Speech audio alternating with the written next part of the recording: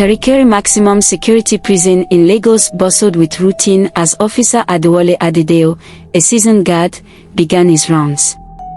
Years in service had hardened him to the cries of inmates and the shifting faces behind the bars, but nothing had prepared him for Amoka Obi.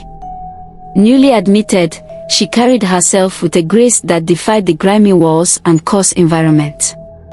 A striking woman with a quiet intensity, Amoka drew curious looks from guards and prisoners alike. Her story, like most, was quoted in Scandal, a former entrepreneur turned convict over a money laundering operation gone wrong. Adewale noticed her during his nightly patrols.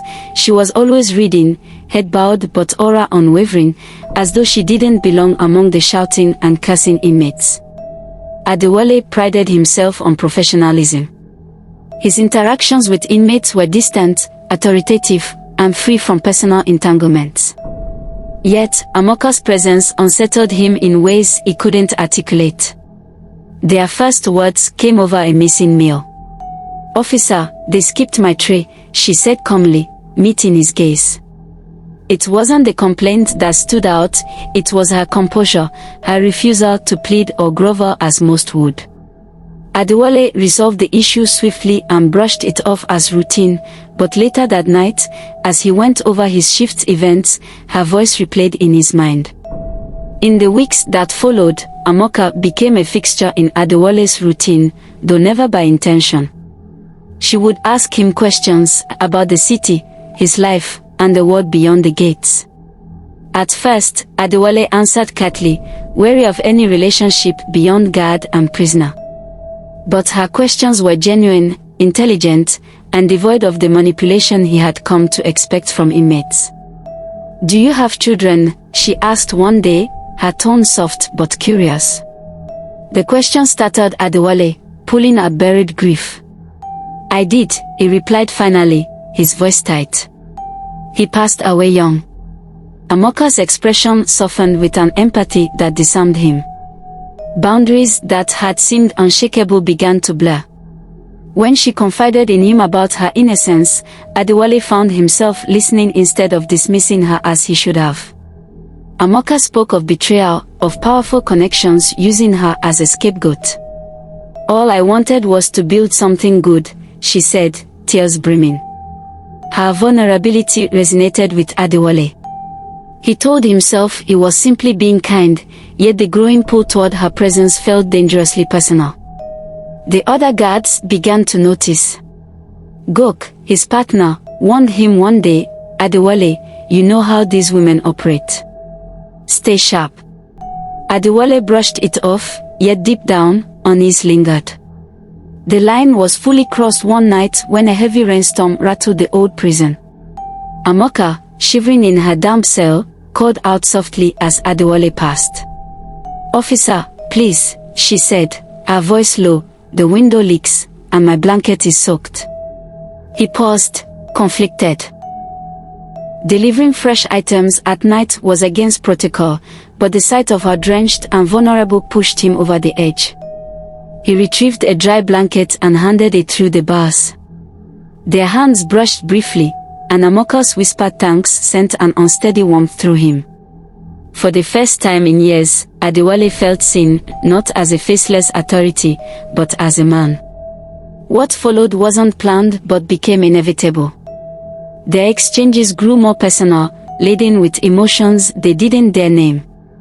Adewale would linger longer during his rounds, leaning against her cell bars as they spoke about dreams, regrets, and the lives they wished they'd led. One late night, Amoka reached through the bars and touched his hand. The gesture was electric, and the walls of caution he'd built around himself crumbled. They didn't speak of love, but the tension between them swelled into something impossible to ignore. When she asked him to unlock her cell just for a moment, to feel free, Adewale's reason lost the battle against the powerful cocktail of loneliness and longing. The night he entered her cell felt like stepping over a precipice. There was no force, no persuasion, only two people drowning in their circumstances, reaching for fleeting solace. Yet as dawn neared and Adewale slipped back to his duties, shame crashed over him like a wave. He avoided her the following day, unsure of how to face the reality of what had happened. But Amoka sought him out during his rounds, her gaze steady, her words quiet. "I won't tell anyone. I just needed someone." Her admission brought both relief and dread. Days turned to weeks, and their tryst became an open secret among the guards and prisoners. Gok's earlier warning turned icy as he confronted Adewale. "Do you think she cares for you? These women survive however they can," he spat, disgust clear in his voice. But Adewale couldn't hear him, not entirely. To him, Amoka wasn't just another inmate, she was someone who understood his loneliness, someone who gave him meaning beyond the uniform. Yet even he couldn't ignore the growing risks. Their stolen moments were thrilling but fraught with the constant threat of exposure. The breaking point arrived when another guard, suspicious of Adewale's frequent visits to Amoka's cell, filed an anonymous report. Internal security swept through the block, uncovering evidence of the inappropriate relationship, misplaced logs, altered routines, and smuggled items.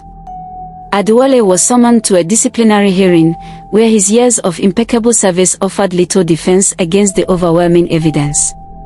Stripped of his badge and dishonorably discharged, he returned home to face the wreckage of his life. As for Amoka, she was transferred to another facility, further isolating her from the only connection she had managed to forge in Kirikiri. The guards and inmates whispered about her manipulation skills, but Amoka's feelings for Adewale remained a mystery. Did she truly care for him, or was he merely a means to an end in her survival strategy? Adewale himself vacillated between anger at her perceived betrayal and lingering affection for the woman who had pierced his stoic armor. Adewale's days became a slow reckoning with his choices. His small apartment in Lagos echoed with silence, each corner a reminder of what he'd lost. He avoided the news, fearing reports of Amoka's life after Kirikiri. When he finally saw her name surface in connection with another financial scandal, his emotions soared, relief at her resilience, bitterness at his own folly, and a faint hope that somewhere beneath the schemes, her connection to him had been real. Years later, a rehabilitated Adewale found purpose in mentoring troubled youth. He spoke about choices, integrity, and the thin lines that separated right from wrong. He didn't share his story publicly, but every lesson carried the weight of his past. As he looked back, he recognized Amoka not as a villain or victim, but as a mirror reflecting his own vulnerabilities. Her memory lingered, not as a scar, but as a lesson, a testament to the power of human connection and the price of crossing forbidden boundaries.